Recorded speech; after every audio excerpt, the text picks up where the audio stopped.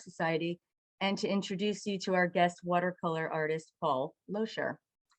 Before we begin, allow me to remind you about our Zoom points of etiquette to ensure a smooth art demonstration this morning. First, everybody's microphones will be set on mute, and if for some reason you see that your microphone has become unmuted, please mute yourself. That's just makes everything run much more smoothly. During the end, toward the end of the demonstration, when Paul is finished, we will have a question and answer session. And at that point, we may ask you to unmute yourself if you have a question, if you use the hands up feature down at the bottom, or you could even use the chat feature. But at some point toward the end, we may ask that you unmute yourself for question session. And while Paul paints, he will periodically inform us of his techniques, his choice of colors, tools, along with any other information that will let us in on his creative process.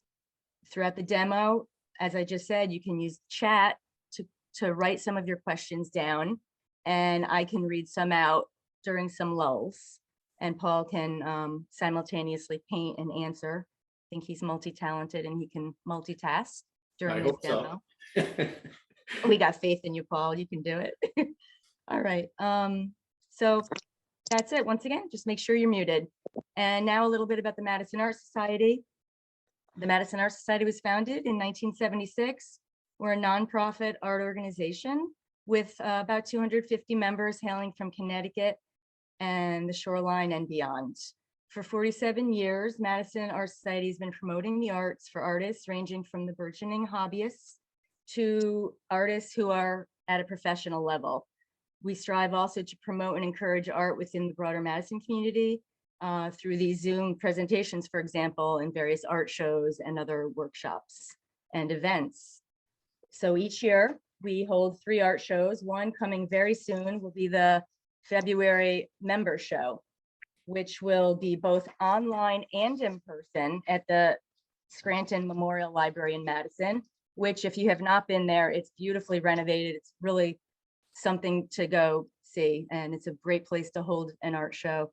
And we're generally having wonderful receptions now as well, which everybody, I think, appreciates getting out and seeing people. Although we may be masked, we are hoping for an in-person reception to go along with that show.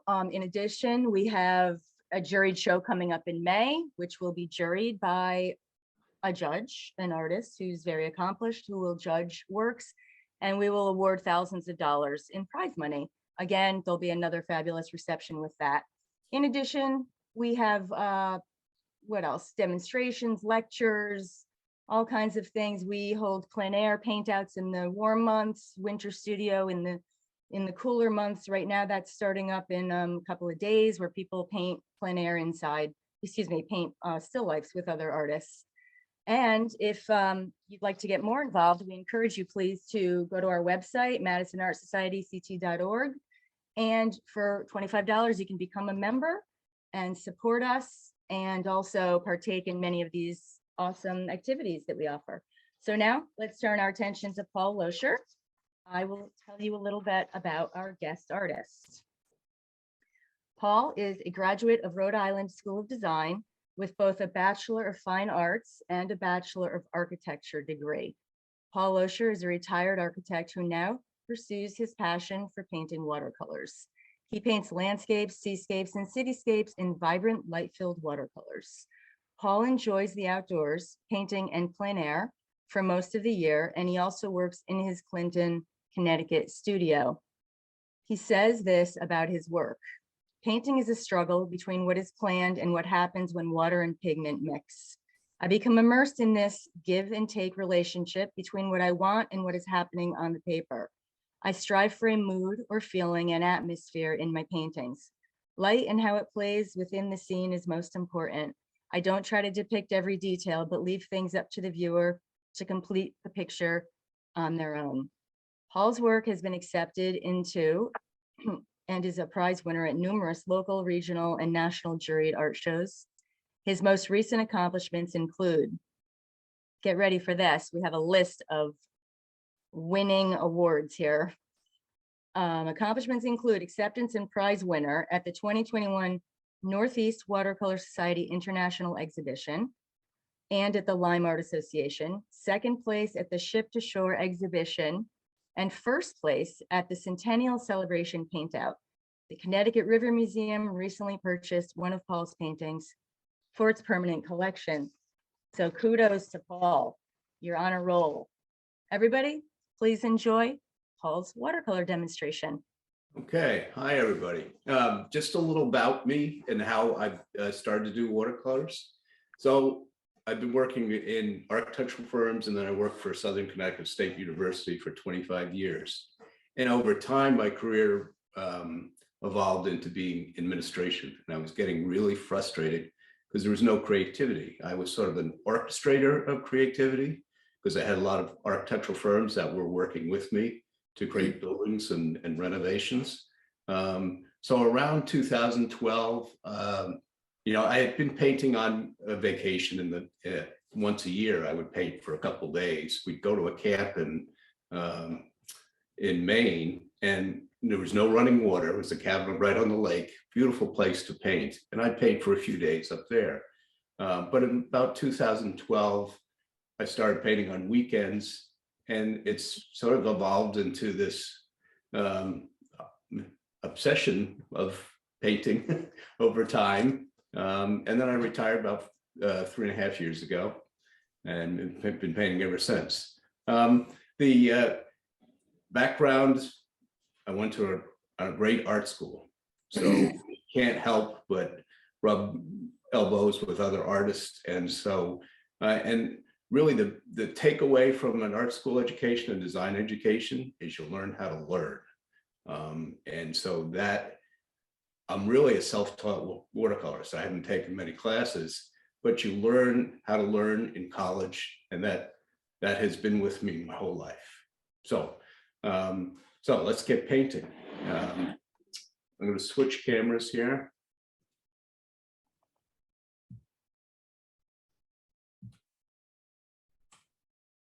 Okay, cool. Okay, so that everybody sees that my setup, and let me,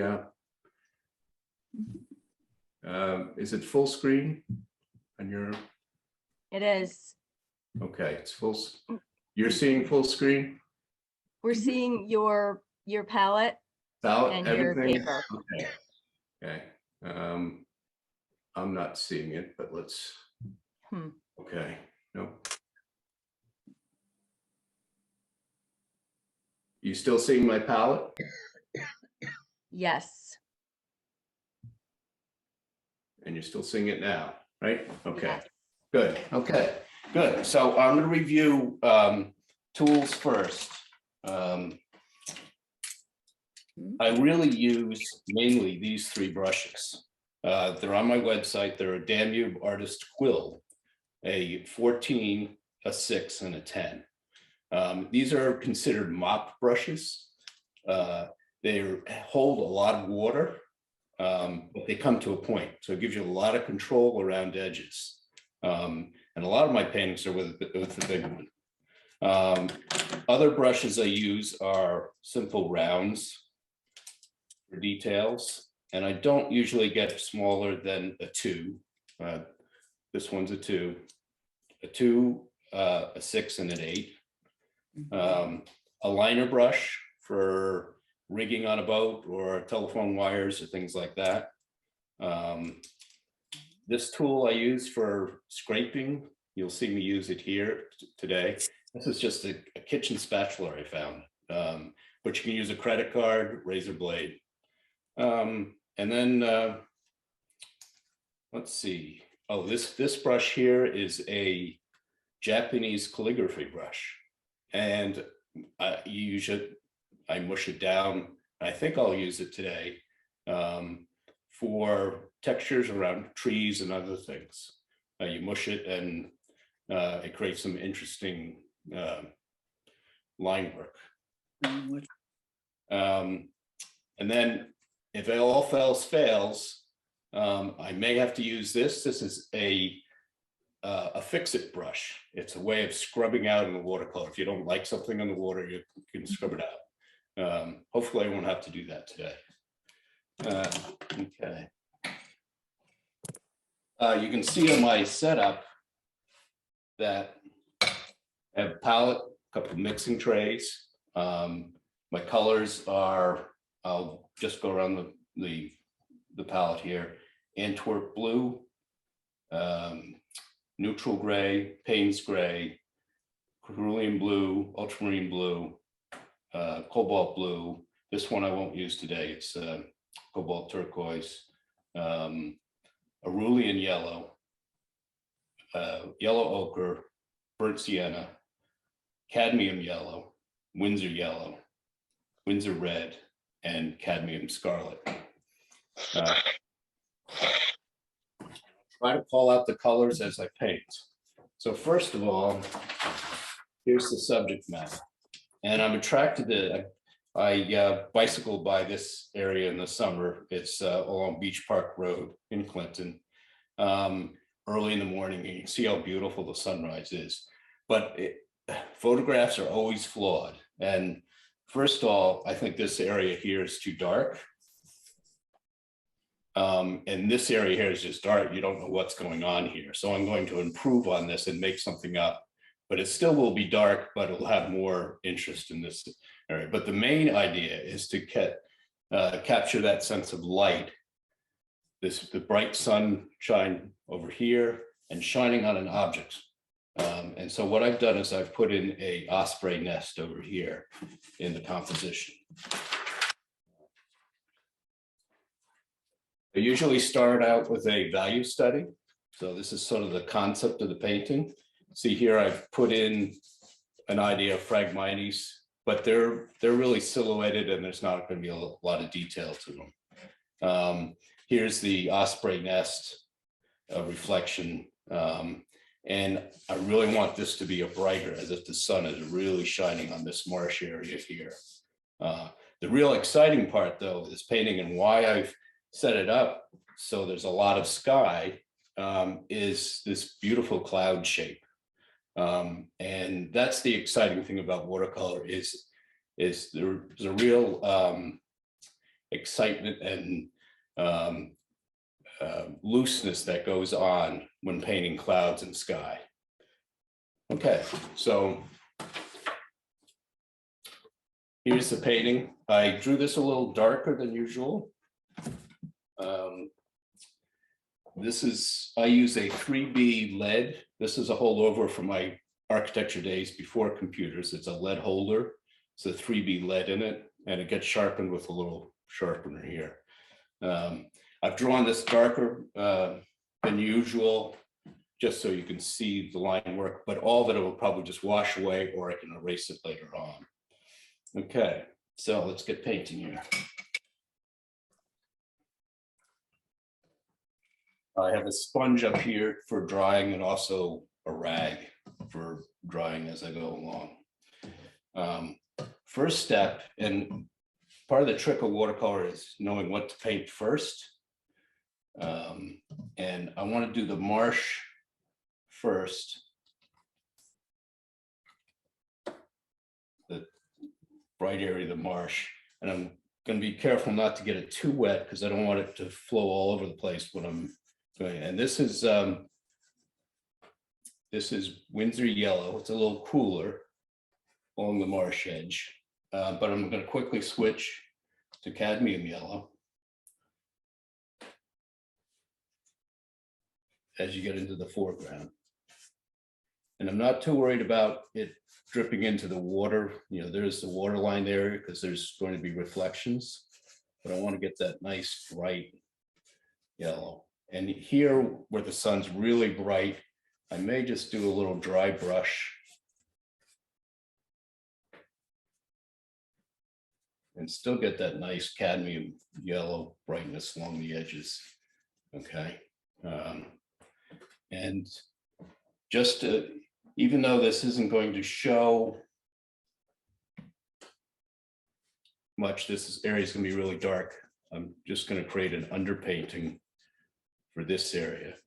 And with that, I'm going to add some yellow ochre into this area. And it's mainly an underpainting. This will get really dark Right.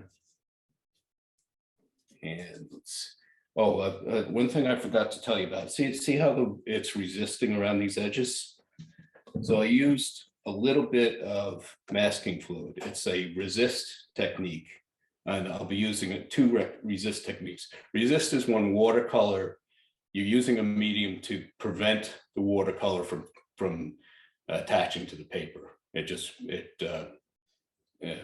It blocks out the watercolor paper, won't, and then I'll remove it later on. So it's a gum resist. And I use a cheap liner brush, cheap as possible, because the gum will ruin these over time. So that's here in the Phragmites.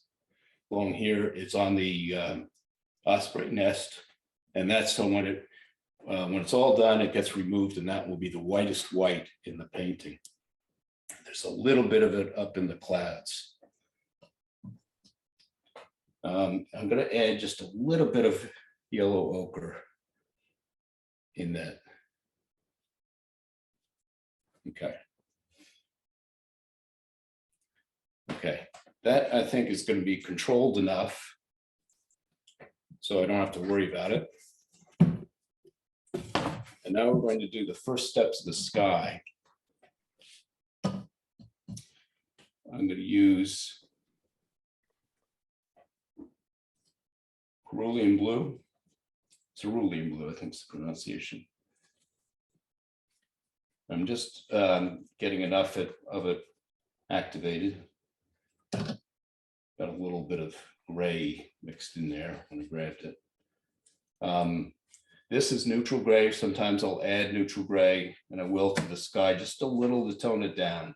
It gives it a little more realistic feel to it. And at the same time, I'm going to activate and get some cobalt blue going here.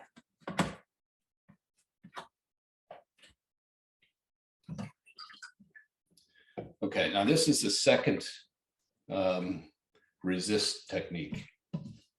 I'm cleaning my brush. It's really full of water. It may have a little color too, but it won't matter.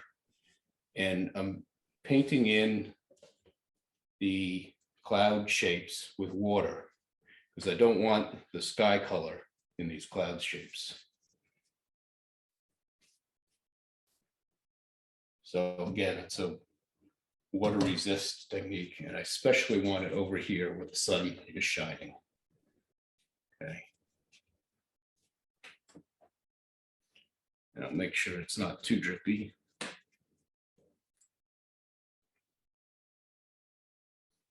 Okay. So for the sky, and I'm going to come right down to the horizon line with it.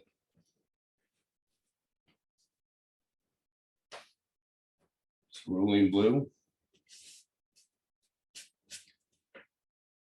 A little more intense with that.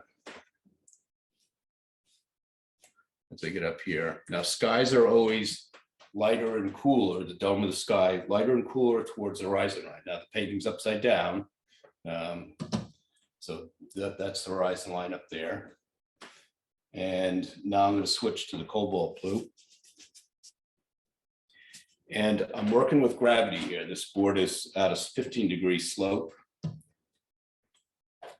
So it's starting to develop an edge here that I can work with and get it to flow. And see where it's touching the water?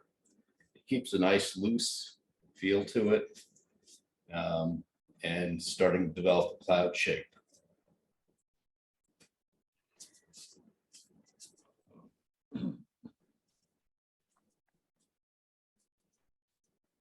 Paul, excuse my question, and feel free to chat some questions, everybody. Paul, do you generally do your skies upside down like this? Yes, for the most part, because it gives me the control of gravity. It's one of the tools I'm using here. I'm going to just step away for a second. I got to get some tissue paper here. So this is the other tool I use, is just facial tissue. So you can lift out areas that you want clouds and soften edges.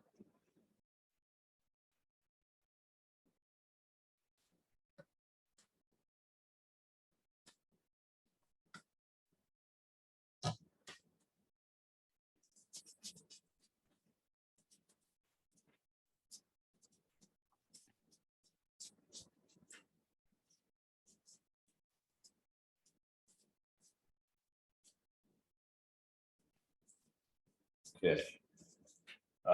At the same time, I'm going to add some. This is the start of my sky. It's a sky triad I use a lot. I'm just using very low here, so it's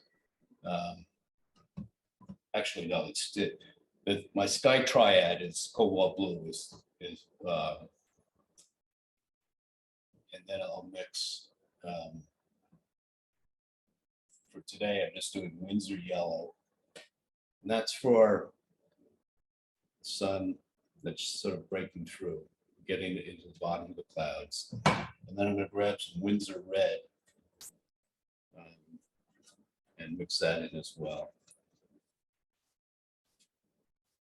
It's along the sky.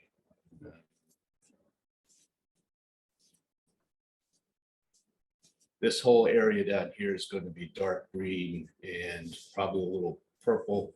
So this is really a two-step sky process.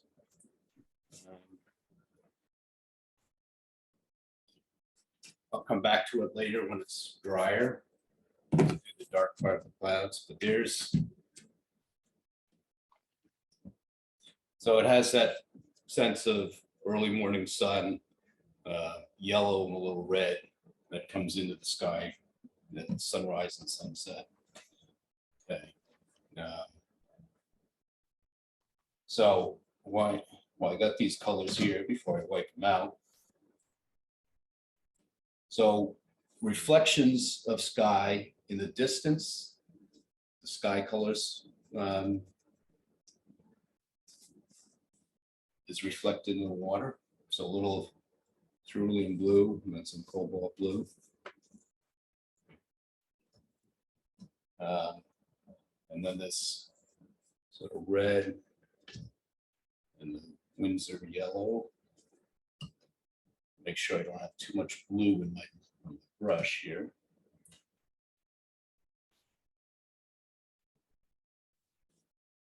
So the reflection of the sky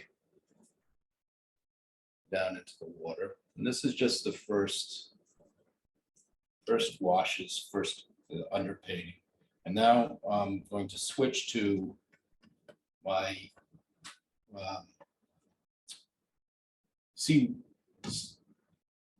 triad, water triad, which is cadmium scarlet or vermilion or cadmium red will work. Cerulean blue.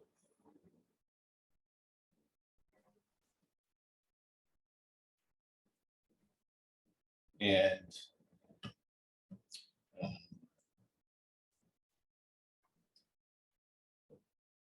let's see, this was not a cerulean blue, that's Antwerp blue, cerulean yellow. Okay, sorry. So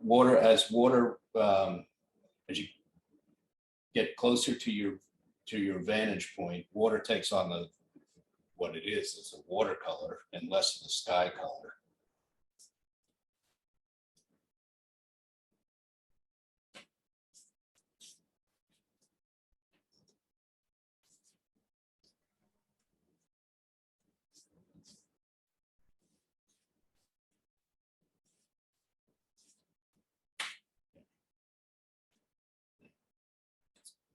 Another technique I use, here's a spray bottle, and I'm going to soften this, get the colors to mix in with that reflection of cloud. And my favorite tool is my finger.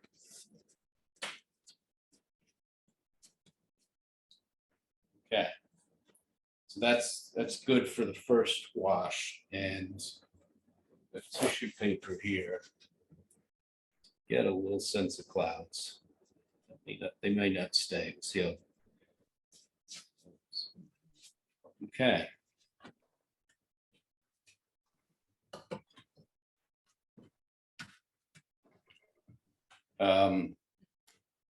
Okay, so pardon the noise, but I want to get the sky just a little drier than it is so I can work it.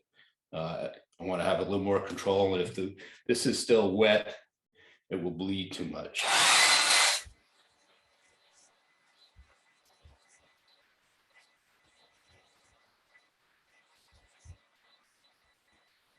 Same time, I'm gonna dry that again, so it doesn't get all over the face there.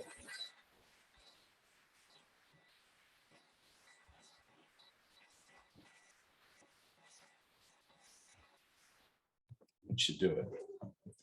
Okay, now the fun part. So now I'm going to go back to my sky triad, and you'll see how it. So my sky triad is, whoops, wrong color.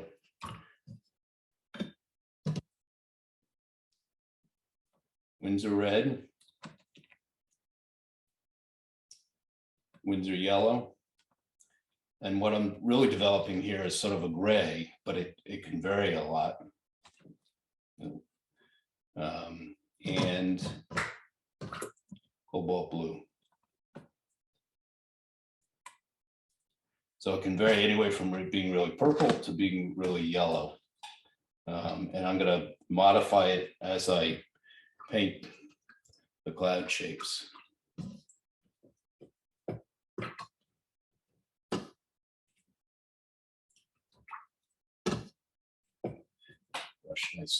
Okay. So this is where wet on wet. So I'm now painting the cloud shape with wet, just water.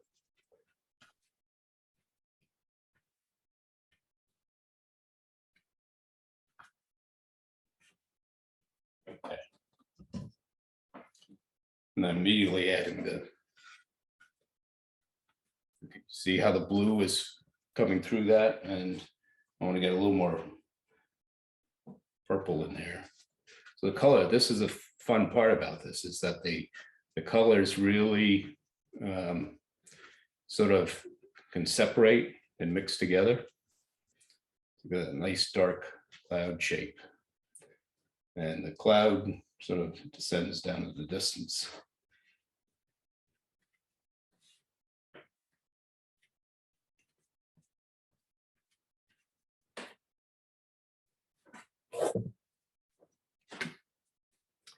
And with the tissue, I now can start molding the cloud.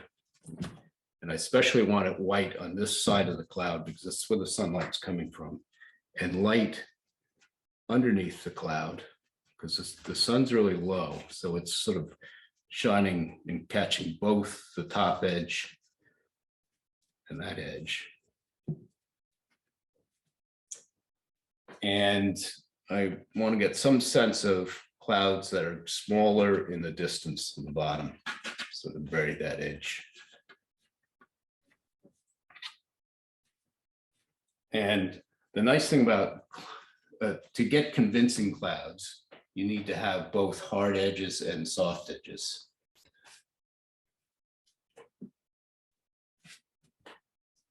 But I don't want that to be too distracting.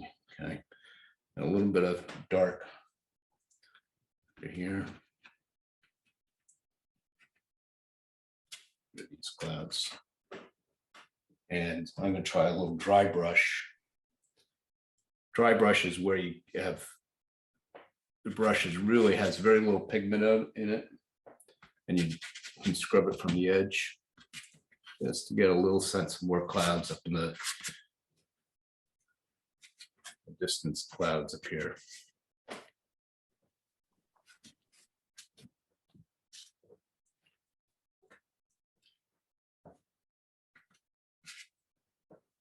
Okay, this I think is going to be too light when it dries. So I'm going to go back and mix my triad again. So not enough.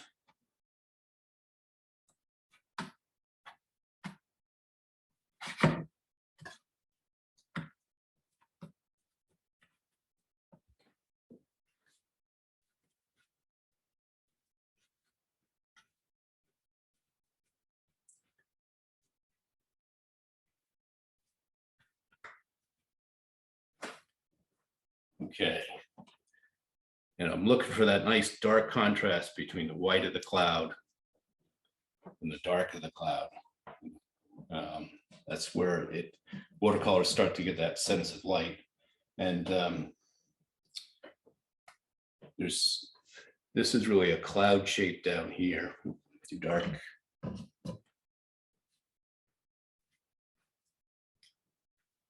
And a little more red.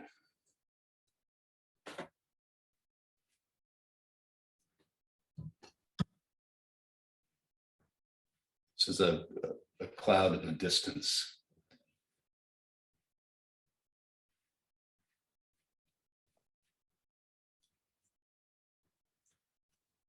And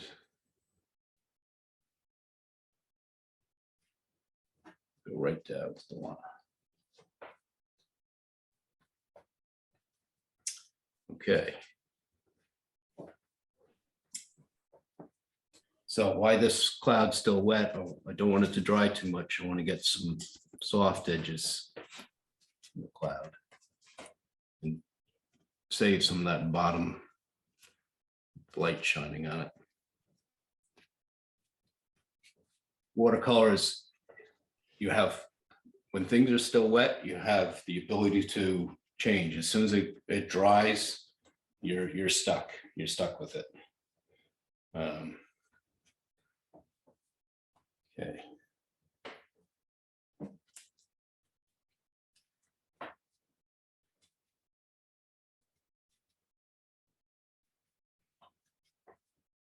I don't want that dark color to just be all one. I want to have some sense of light. So you can start to see how it really feels like the cloud. It has some nice sunlight shining on the underside of it. And maybe kill that up there a little, just a little bit. Okay.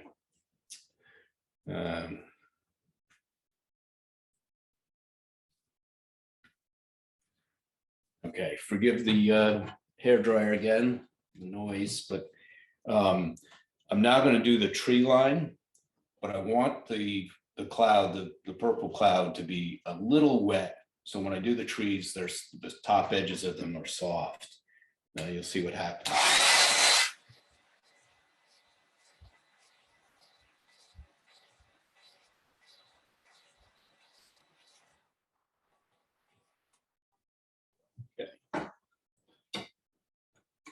That should do it.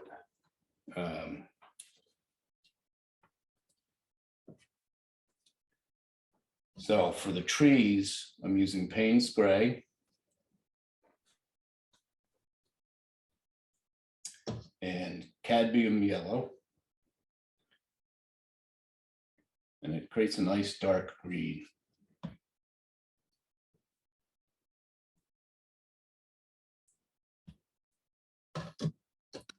Okay, finally switching to a smaller brush.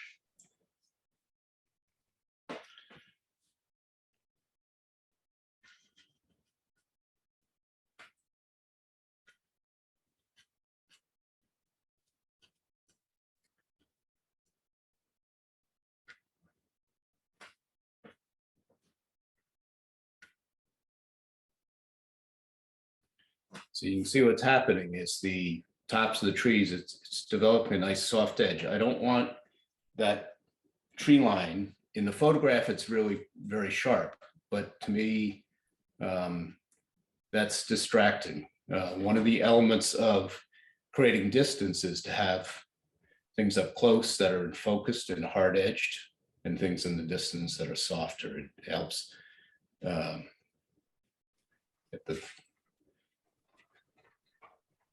it helps that sense of distance.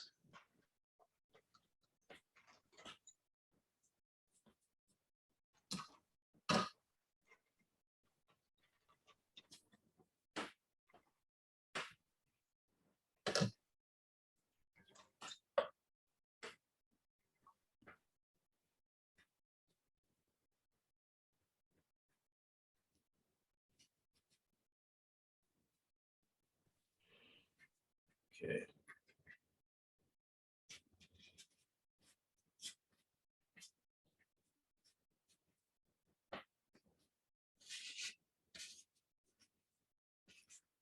a little bit of whites in here that I don't want in. Okay. Okay. So with the same green mix, but now I'm going to add some yellow ochre to it. And this is the bunch of Phragmites.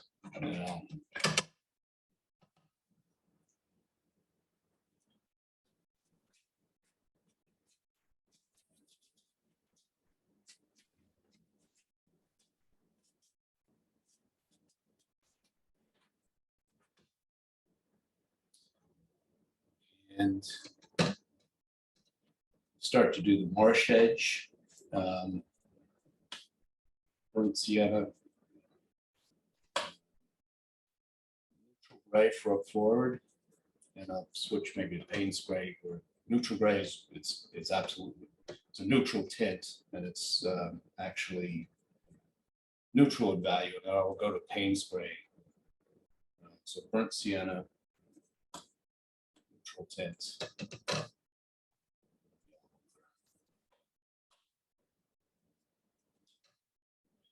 So this is the marsh edge.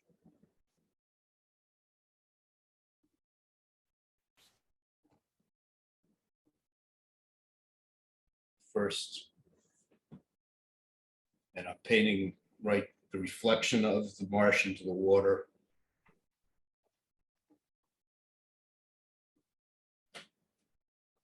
And now I'm just going to cool it down with paint spray.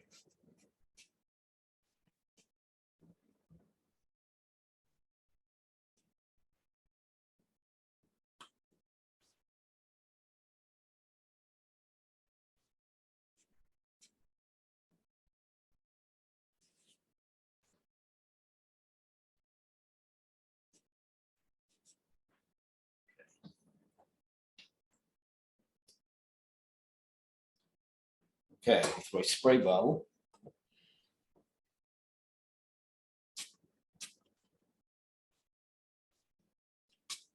So I'm trying to get that sense of reflection of the grasses and the edges and soften that edge.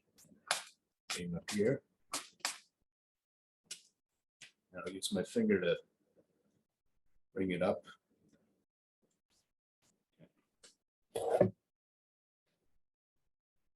So I'm going to hopefully try to get that without much effort, get that feeling of the grass reflected in the water. I'll let that set for a bit. Work this.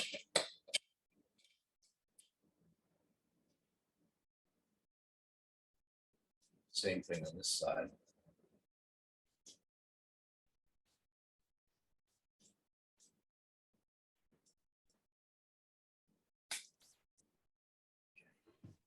Paul, a question for you in the chat. What size brush were you using for the trees?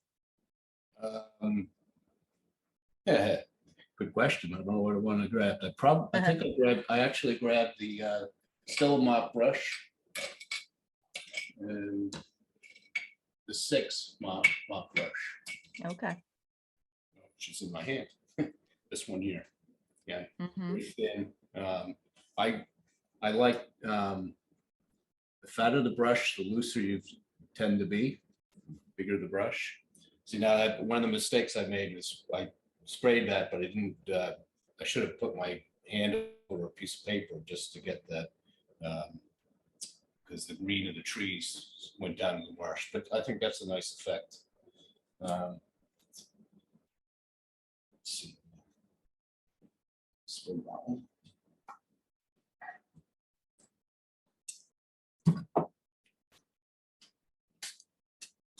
So when I'm using the spray technique, I want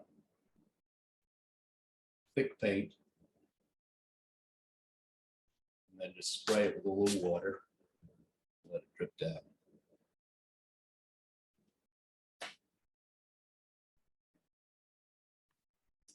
Okay, I'm gonna let that set. I'm gonna work on these Phragmites some more.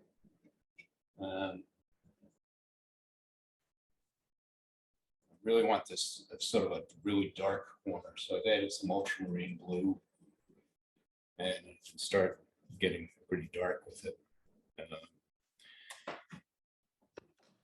And doing some brush shapes, some, maybe there's some other leaf shapes in with the Phragmites.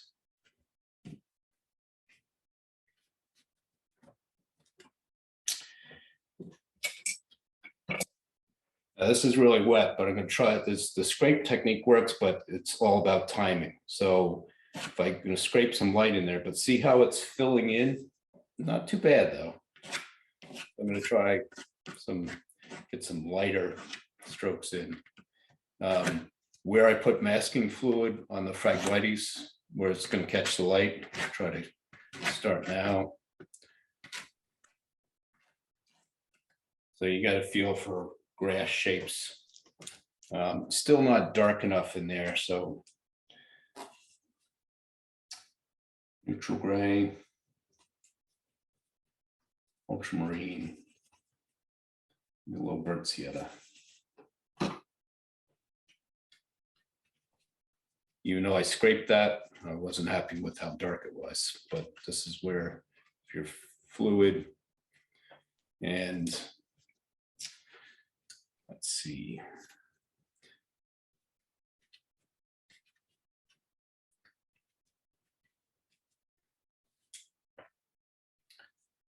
Phragmites have sort of a wisp edge to them, so I'm going to try to.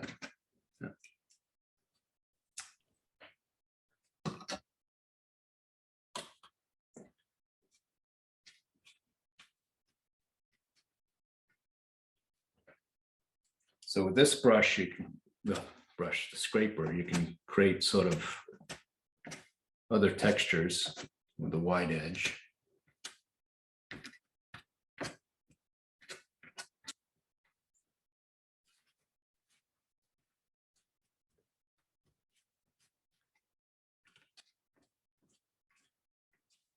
And this, really don't want to focus in on it being too detailed. I just want that sense of the grasses, you know, scrape some more, get those lights back in there.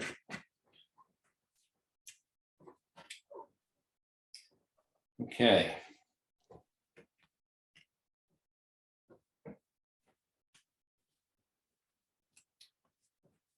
Okay, ready to work on the marsh again, because the marsh is really quite dark in here.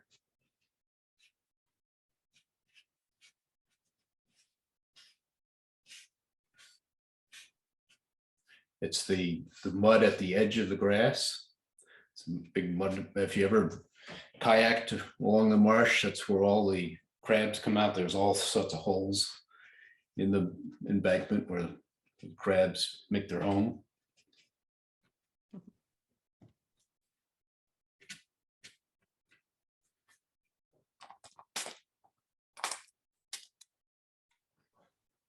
Okay.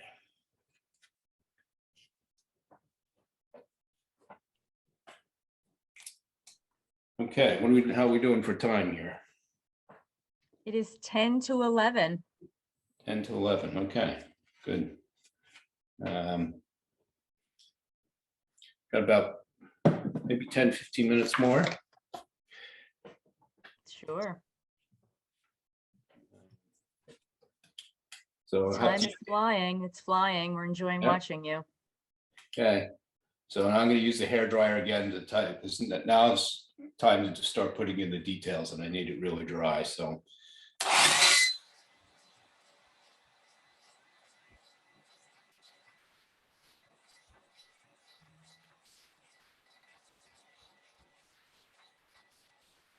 Sorry for the noise.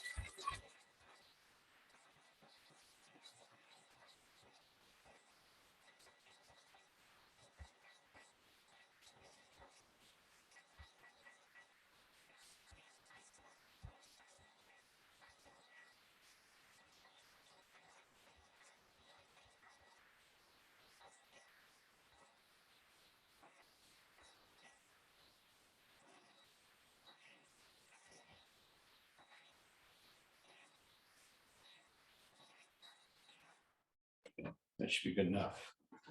Now you can see the paper, it's really still, it's quite wrinkled still. But when it dries, it'll stretch nice and tight. Okay. Now I'm going for my liner brush. Neutral gray. Warm it up with some burnt sienna, not much. Along the water line, you always get this broken effect. In shadow, it's dark, and that. Okay. And I'm just trying to suggest the water line a little over here too.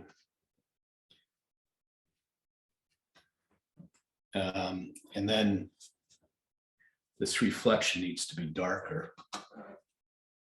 So I'm doing really thick paint. And back to my squirt bottle here.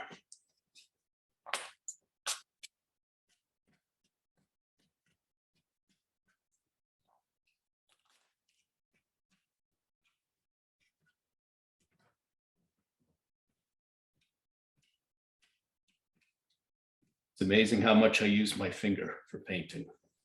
It's a way of smudging, and same over here. So I have a little bit of that frisket for whites. Whenever in sunlight, water, when it laps up to an edge, it will catch the light, and you'll see that when I remove the frisket. So I'm trying to get in the darks. Okay. Paul, can I read another question out to you? Sure. Yeah, go ahead. This good is from time. Beth Laser. Hi, Beth. If not pressed for time, Beth asks, if not pressed for time, would you still use the hair dryer, or would you opt to let it air dry? Usually I like to let it air dry. If I'm out plein air painting, I'll just put it in the sun, grab a sip of coffee, and relax a bit. Always better. Let the watercolor do its own thing and not rush it, because there's some effects that happen just as it's drying that you never know about. Okay, so just to get a little sense of water in here, that it's not totally smooth. Antwerp blue is my C triad of red. Way too much red. Yep.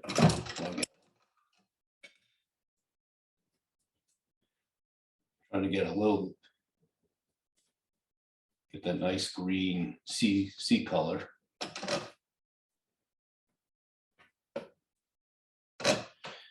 And then very quickly do some ripples in the water, especially down here. This is where I plan on sighting the painting. So I want it dark.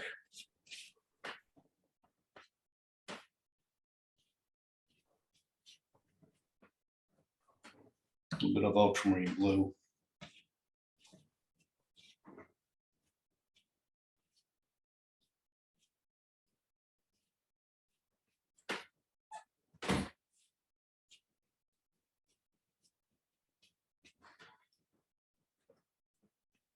Okay. Let's see, what does it need?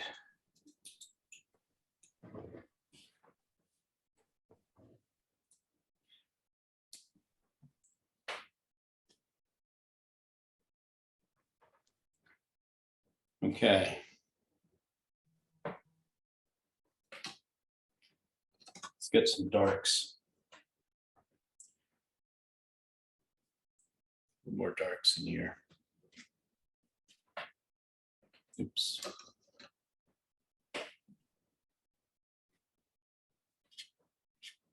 Okay. One last thing with the hair dryer. And then I'm going to dry it really very dry, and then we'll get rid of the frisket. See what happens.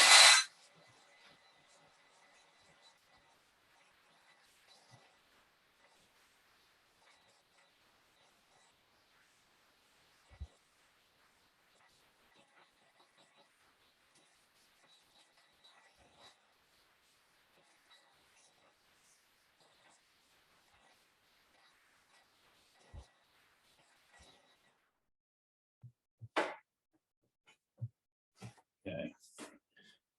Now with my finger, remove all the areas of frisket.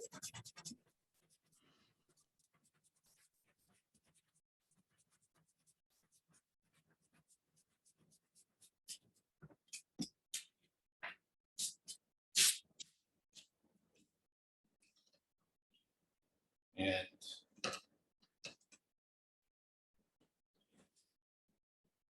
some yellow into those areas.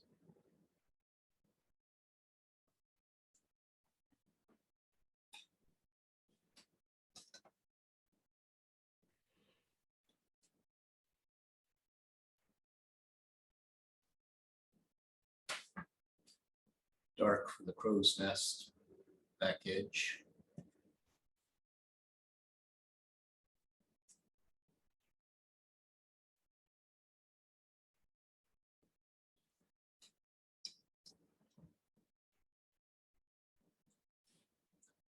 The shadow that it's creating.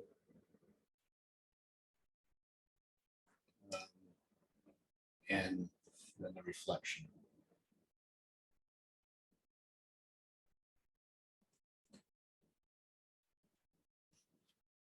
Okay.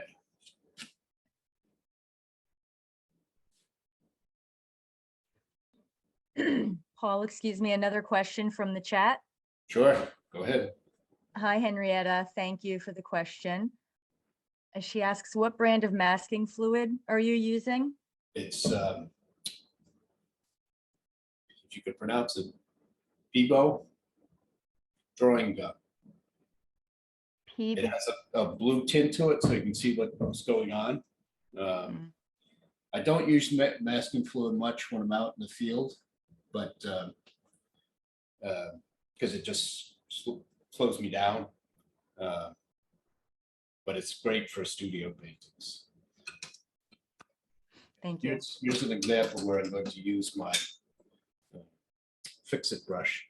The edges on these are a little too harsh. A little bit of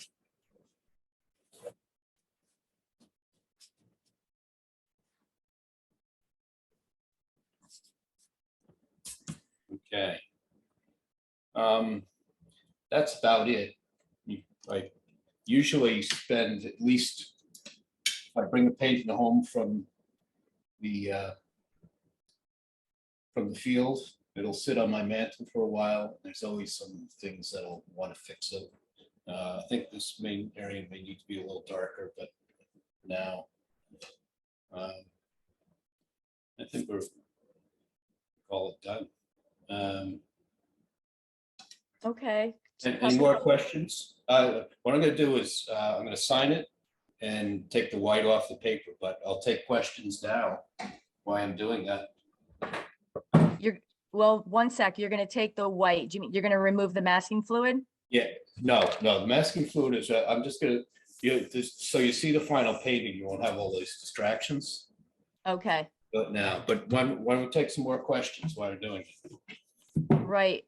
There are a couple here. I also, if we could go back, can you show us how, or tell us again how you remove the masking fluid to not damage the paper and not disturb the paint? Just use my finger. It has to be dry, but I just rubbed it. You didn't see me. I just rubbed it. In fact, here's a little more is on there. Okay. There is a special eraser you can use. Yeah, so you can see there's still a little more on it. Okay. Yeah. Okay, should I read off some more questions for you, and then we can open it up and see if people want to ask questions themselves? Okay. Let me read a couple that are in the chat. So, Marianne asks, can you explain how the masking fluid works again? Okay, so masking fluid it's a gummy material and sticks to the paper. And so water, the color of the water can't seep under it. So it's like putting masking tape down. In fact, it's really the same effect that, see when I pull this off, see the white edge there? Well, that's exactly what the masking fluid is doing. Hence masking tape. So it preserves the absolute white of the paper. It's a lot like rubber cement. Ever play with rubber cement when you were a kid? Mhm. All right, great. On to the next question. Hi, Deborah. Deborah McDonald asks, do you stretch the paper before painting?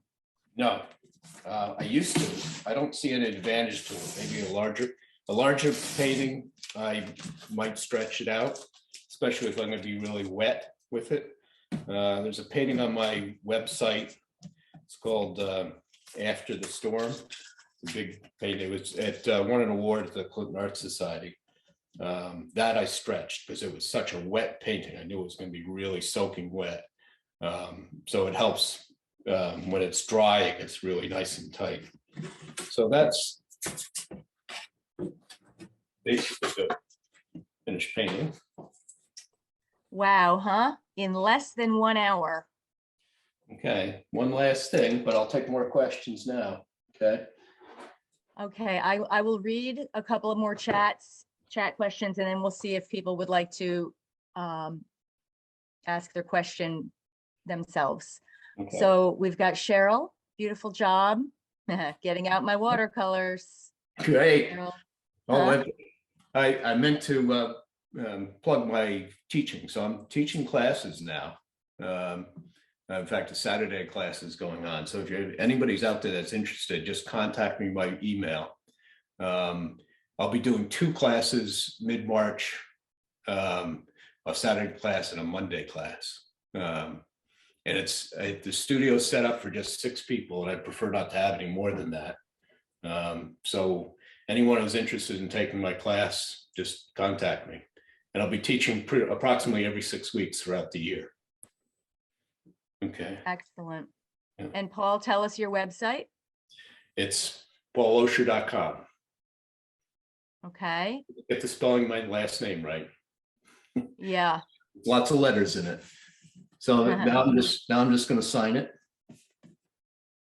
And I'd like to do a painterly signature.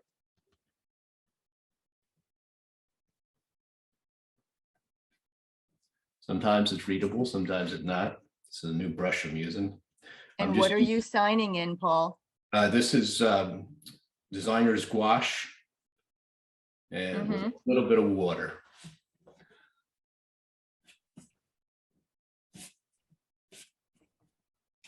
Do you always sign generally in white? No, it all depends on the painting. Yeah.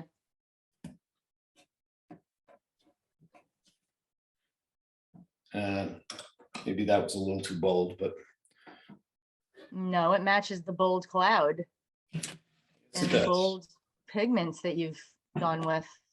Yeah. So Fabulous. the only thing I'm seeing is just a little more dark in here, but I'm gonna, for another time. And there's probably too much pencil line in the clouds and everything. So what I would do is start to. So you got more questions? Yes, we do. Good. We have, let's see, Deepa Kumar. Pardon me if I've mispronounced. In watercolor, do you tone the paper? No, not beforehand. The paper is, there's 2 kinds of paper you can get. There's bright white and standard traditional white. I use the traditional white. Bright white is a whiter white. This, if you look at it against white, in fact, you probably see it here. This is a little whiter. This is just a little warmer in color. Okay. And let's see. We've got somebody asking how you spell your last name. Okay, here we go. Loescher. Excellent. That'll keep us on our toes. Okay, so it's paulloescher.com, gets you to my website. There's a link for classes. There's a picture of my studio. If you click on that picture, the latest schedule comes up. And just email me. It's paulloescher.artist@gmail.com. Excellent. It really is a beautiful painting. To do that in under 1 hour, that's very impressive. Honestly, that could go win an award, Paul, somewhere. Yeah, it's what I enjoy. I really enjoy painting outside. It's it gets me outside. I paint on my boat. There's no wind. I pull into a cove somewhere and anchor and do a painting. And it's the paintings that only take a couple hours to do that are the most fun. Wow. And that's very brave. And that's the beauty of watercolor, that you can bring it on your boat and not destroy your boat. If you bring oil out there, you really could have a problem. Yeah. Staining watercolors, I curse myself because I'll use some staining watercolors and then it gets on the fiberglass and I'm having to scrub it off. But yeah, hose it down. Yeah. Right. And somebody, let's see, Maggie Leclerc, thanks you very much, says beautiful work. And Deborah McDonald's, and I completely agree with Deborah here. She says your colors are very vibrant compared to other watercolor artists. Talk about this, please. Okay, that's interesting because I've started to go back and I've got old watercolors and my watercolors have gotten more brilliant over time. And I don't know why. I didn't consciously do it. Maybe I'm just getting braver. I'm not a colorist. I'm really a tonalist. And for me, values, light to dark is most important in painting. And if you ask most artists, they will say that before color. In color, I don't really, it's not a conscious thing of mine. I just grab what's there. Part of it is keeping to a limited palette.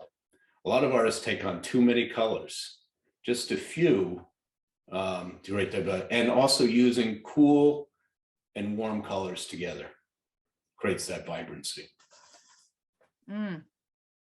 Very brave, honestly, very bold. And I am a watercolor artist first, and now, going into other mediums as well.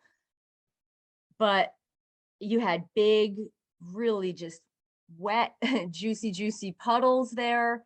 And often watercolor can be, very soft and very weak. And it's just, yours are so vibrant and full of color. So it's really refreshing. And it's inspiring for us to get more brave, for people that do watercolor and aren't quite as bold. I say this a lot. It's only a piece of paper. If your watercolor is only a piece of paper, if it's oil painting, it's only a canvas, you can reuse it. Don't be intimidated by that. Just do it. Your success comes from all your failures. So I would say when I first started out, every 20th painting was something that I could be proud of. Maybe it's down to every 5th painting. So there's a lot of paintings that just never turn out. And that's part of it. You learn from it. And to me, actually, it's the painting process, not the final, that I'm really enjoy. So it's just the activity.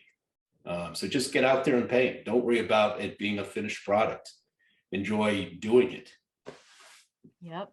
And for people that are new to these Zooms, or new to the Madison Art Society in any way, please join us. Please write a check and join us, $25. And you can maybe you'll be painting like Paul in a few months. Who knows? So what really got me interested in painting is the societies that are around here, the Madison Art Society, the Clinton Art Society. Those were what kept me interested, because I could see people painting and I said, I want to do that in retirement. And so It's that's what I'm doing. incredible. Yeah. Yeah. And there's a great, and get out and paint with the Madison Art Society on Wednesdays in the summer. It's just a lot of fun. It is. It's such camaraderie to find other people that share the interest, and then to encourage each other, to see other people's work, to learn from others, listen to how you can improve through critiques or all the various things that we do.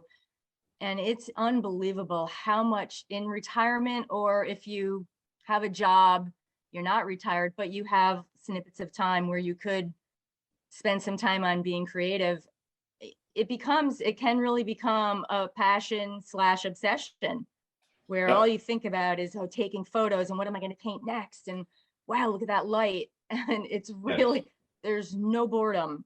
You will not get bored in life, No. Paul, right? No, you will not. Absolutely. And I torture my wife because I put paintings all over the mantle that I'm looking at. I promised I would. My studio is new. It's now separate from the house. There's an apartment above the garage. And I promised my wife I wouldn't bring any paintings down for her to look at. See how long that lasts. Because I just like looking at them. That's part of the process. It's looking at them and looking at them critically to say, what should we have done better for the next painting? Oh, yeah. I can really relate to that. I recently am getting over COVID, as probably many of us are on this Zoom. So for the 10 days, I decided, okay, I'm going to keep away from my husband. I'll isolate. So I have a studio, it's upstairs.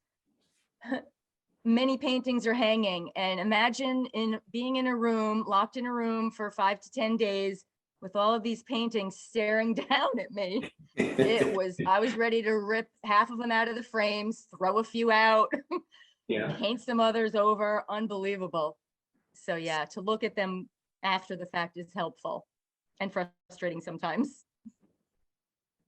Well, I really enjoyed doing this. Any other questions? Good. We do have a few comments and questions. Marianne says, love it. And let's see, Deborah McDonald asks a good question here. Do you always do a value study first? I never used to. I still don't sometimes, and I always wind up regretting it. It's very important first of all, it warms me up. Value studies only take 10-15 minutes of that. It gets me warmed up. It also captures the values of the time. So because in 2 hours time, everything changes. So you really want to sort of be able to grab that value study and look at it as you're painting, because the scene in front of you is going to be changing. That's for plein air painting, not studio painting, correct? Yes, for plein air painting. Yeah. In studio paintings, I always do a value study first. It's just Okay. It's your opportunity to design the painting. Once you start painting, especially in watercolor, you're stuck. You're stuck with what you got. You can't go back. Oil painting, easier. So I just want to go ahead, Paul. Sorry. So there's 3 students that I would love to teach. Anyone who's just starting out, because my classes are follow along, so you can get a feel for what the medium's like. Anyone who's a tight watercolorist that wants to loosen up, certainly take my class. And then third and most of the people out there that are painting in oils or acrylics, which take longer to do outside.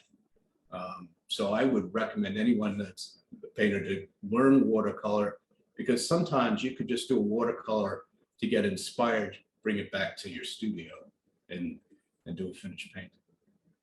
Yeah. We also have a lot of some pastel artists out there as well that are tuned in. I know some pastelists that are just amazing how much they can get done in the field. Yeah. Unreal to see their palettes. Oh my gosh. And pour them when they fall. down Yes. outside plein air painting. Yeah. That's got to be something with grass all over their pastels. I just want to plug one thing and then a couple of more questions, Paul. So just please, everybody, mark your calendars for the next Zoom that we're having, that Mary Ann Dietz has organized for us. We will have another Zoom on February 11th, 10 a.m. with Bob Potter. And this will be not a Zoom demonstration, but rather a Zoom lecture, an art lecture. And it is entitled, what is it? Power and Remembrance, Reclaiming Black Lives Through Art. And it is in celebration of Black History Month. So that should be incredibly interesting, enlightening. Bob has spoken to us many times. He did a series on the art through America, from the foundation of our country up to present time. So he's really very knowledgeable and very, very entertaining to listen to. So back to Paul for a couple of more questions or comments. I see Diane Podrat, wonderful demo. Thank you so much from many people. Beverly Schermeyer, great job. Can't wait to get out when the weather is warmer, to get out there again. And when will the recording be available? That should be available pretty quickly. I think that will get up within a day or two. So just check the website. Oh, it will be available tomorrow. And let's see. Thank you, Paul. From Petrical, sorry, name. I don't like just mispronouncing people's names. I was a foreign language teacher, but hey, sometimes I'm not going to get it right. All right, yep. We have Bill Brown. Thank you, very enjoyable, educational. We'll look forward to taking a class from you. I saw there was a question about Jay Babina, favorite brand of paints. Oh, Winsor Newton. I haven't tried anything else. Occasionally I buy it too, but I don't want to get confused. I know the color names, so they're pretty much the same, but you really need to select professional watercolors. There's a difference in the studio watercolors. I really recommend to my students to experiment with the cheaper paints, but as soon as you feel like you want to go further, to get professional grade. So. Mm-hmm.